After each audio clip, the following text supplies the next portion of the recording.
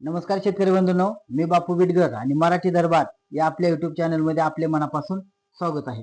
तर बघा, आज म्हणजे दिनांक 6 मार्च 2026 रोजी जे काय आपले मुख्यमंत्री आहेत माननीय देवेंद्रजी फडणवीस यांनी आपल्या राज्याचा अर्थसंकल्प सादर केला।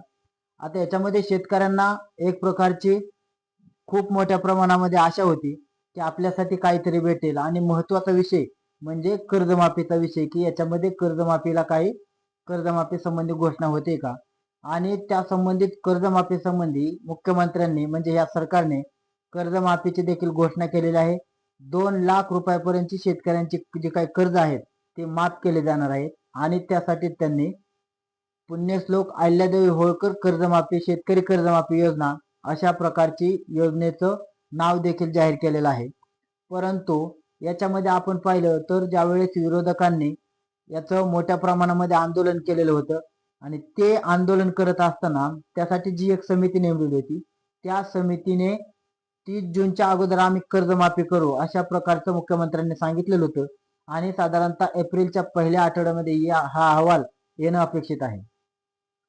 आता आज जे मुख्यमंत्र्यांनी घोषणा केली तर ती आहे म्हणजे सप्टेंबर पर्यंत जी सप्टेंबर 2025 पर्यंत जे शेतकरी थकीत आहेत त्याच शेतकऱ्यांची कर्जमाफी ही केली जाणार आहे।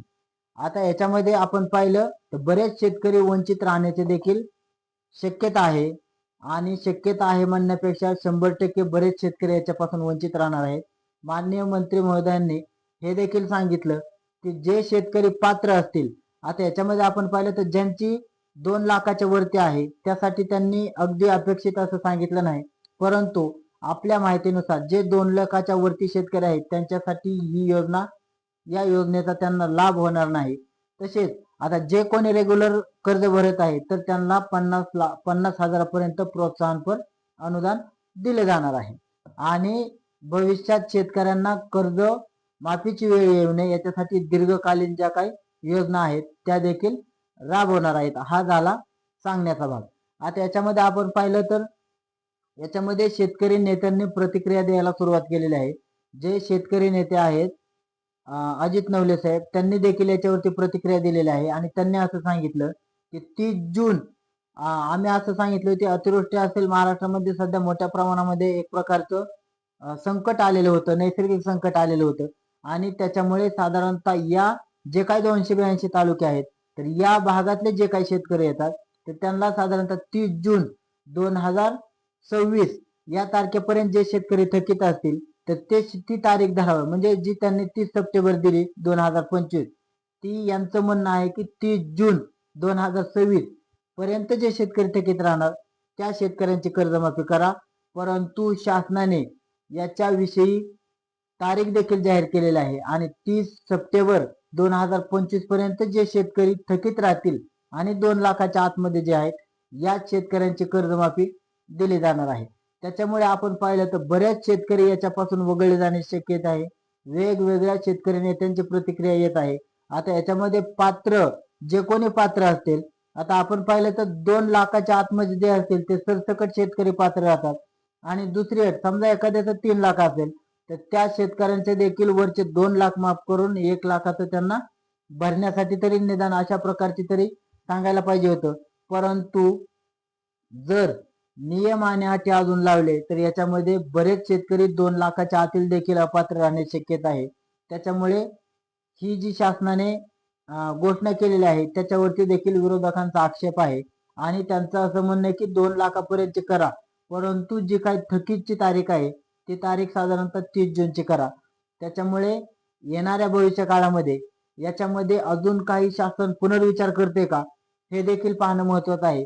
परंतु शेतकऱ्यांच्या हिताच्या दृष्टीने जरी एक चांगल्या प्रकारची योजना असली तरी याच्यापासून पात्र लाभार्थी म्हणजे जो काही शेतकरी थकीत आहे त्याला देखील याचा लाभ भेटणं हे देखील तेवढंच गरजेचं आहे।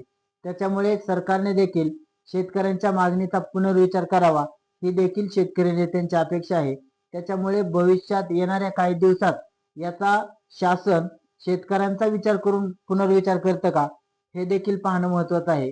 परंतु ज्या काही अटी असतील, ज्या काही शर्ती असतील, अजूनही बऱ्याच गोष्टी काही गुलदस्त्यात आहेत।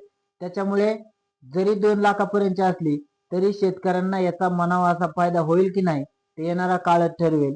याच्यामध्ये आपण पाहिलं ते जे काय पहिले महात्मा फुले जी काही कर्जमाफी झाली त्याच्यामध्ये देखील बरेच शेतकरी राहिलेले आहेत. बऱ्याच शेतकऱ्यांचं कर्ज देणं म्हणजे त्यांच्या कर्जमाफीची रक्कम देणं हे देखील बाकी आहे. त्याच्यामुळे येणाऱ्या आता त्यांना कोर्टाने देखील फटकारले आहे आणि कोर्टाने देखील पहिले शेतकऱ्यांची कर्जमाफी करा असं देखील सांगितलेलं आहे.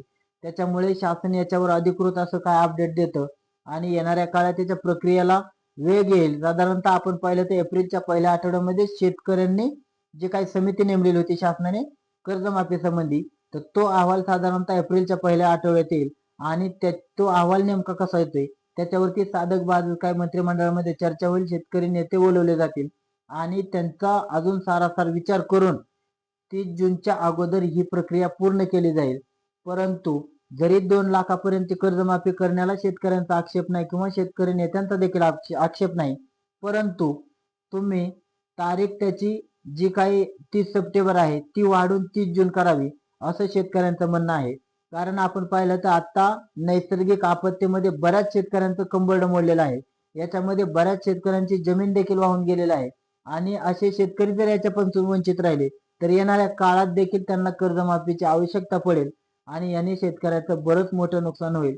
असा देखील पुढचा भविष्याचा विचार करून शासनाने जे काही शेतकरी नेत्यांचं म्हणणं असेल त्याच्याशी देखील पुनर्विचार करावा.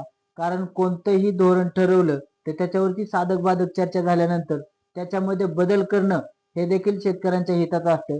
त्याच्यामुळे शेतकऱ्यांचं हित डोळ्यासमोर धरून शासनाने देखील त्यासंबंधी शेतकऱ्यांसंबंधी एक चांगला धोरणात्मक पुनर्विचार करावा आणि जरी योजना जरी चांगली असली तरी त्याची अंमलबजावणी कशा प्रकारे होते हे देखील तितकंच महत्वाचं असतं. कारण घोषणा करायला काहीही जात नाही, परंतु अंमलबजावणीवर एक प्रकारे अंमलबजावणीवर शासनाने चांगल्या पद्धतीनं आपला वचक ठेवणं हे शेतकऱ्यांच्या दृष्टीने महत्वाचं आहे. त्याच्यामुळे शासनाने घोषणा जरी केली तरी त्याची अंमलबजावणी अगदी तळागाळातील शेतकऱ्यांपर्यंत याचा फायदा व्हावा अशा प्रकारची करावी एवढीच अपेक्षा. धन्यवाद.